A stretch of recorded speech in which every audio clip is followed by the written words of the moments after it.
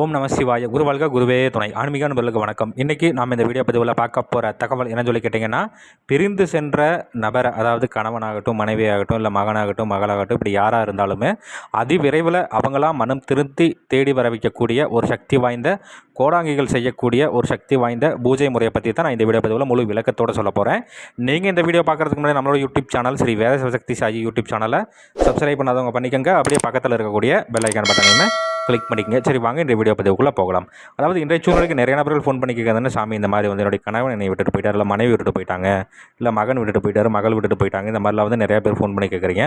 நாங்களும் நிறையா பக்கம் போய் பார்க்குற சாமி, அவங்களும் என்னென்னமோ செய்கிறாங்க, அவங்களும் என்னென்னமோ பூஜை பொருட்கள்லாம் தர்றாங்க. ஆனால் சொல்லிக்கக்கூடிய அளவுக்கு எந்த ஒரு பலனுமே வந்து எந்த ஒரு ரிசல்ட்டுமே இல்லை சாமி.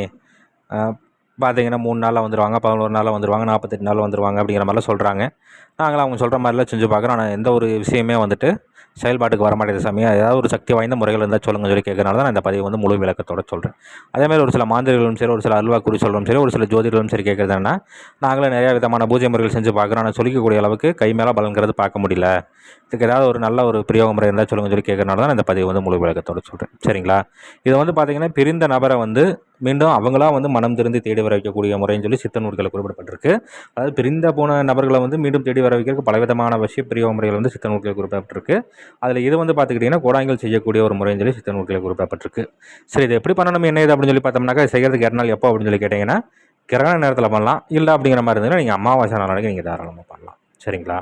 இப்போ அந்த அன்றைக்கி நீங்கள் முதல்ல என்ன பண்ணணும்னு சொல்லி கேட்டிங்கன்னா, 3 முச்சந்தி மண் எடுத்துக்கணும். சரிங்களா? 3 முச்சந்தி மண் எடுத்து அதோட வந்து 3 விதமான மூலிகை, சரிங்களா, வசிய மூலிகையினுடைய சாறு சேர்த்து, அது கூடயே வந்து 7 விதை தைலம் சேர்த்து நல்லா வந்து இதை ஒன்றோட ஒன்று வந்து நல்லா கலந்து, இதை வந்து ஒரு வாழை இலையில் வச்சு சம்மந்தப்பட்ட நபர், அதாவது வந்து யாரை தேடி வரணுமோ, சரிங்களா, அந்த நபரை வந்து உட்கார வச்சு அவருடைய தலையை வந்து சுற்றிக்கணும். சரிங்களா? அவரோட தலையை சுற்றிட்டு அதில் வந்து என்ன பண்ணணும்னு சொல்லி கேட்டிங்கன்னா, நீங்கள் அதை எடுத்துகிட்டு போயிட்டு ஒரு சுத்தமான இடத்துல பீடம் அமைக்கணும். தலை வாழை இலை விரித்து அதற்கு மேலே நீங்கள் வந்து செஞ்சு வச்சுருக்கீங்களே அந்த மண் இருக்குது இல்லைங்களா, அந்த மண்ணை வந்து கொட்டி நல்லா பரப்பி விட்டுட்டு, அதுக்கு மேலே வந்து நான் இந்த வீடியோவில் ஒரு எந்திரம் ஒன்று கொடுத்துருக்கிறேன். இந்த எந்திரத்தை வரைஞ்சிட்டு முறையாக அதற்கு உண்டான தூப தீபங்கள் படைகளெல்லாம் கொடுத்துட்டு, இதுக்கு உண்டான சக்தி வாய்ந்த மந்திரம் நான் இந்த வீடியோவில் கொடுத்துருக்கேன்.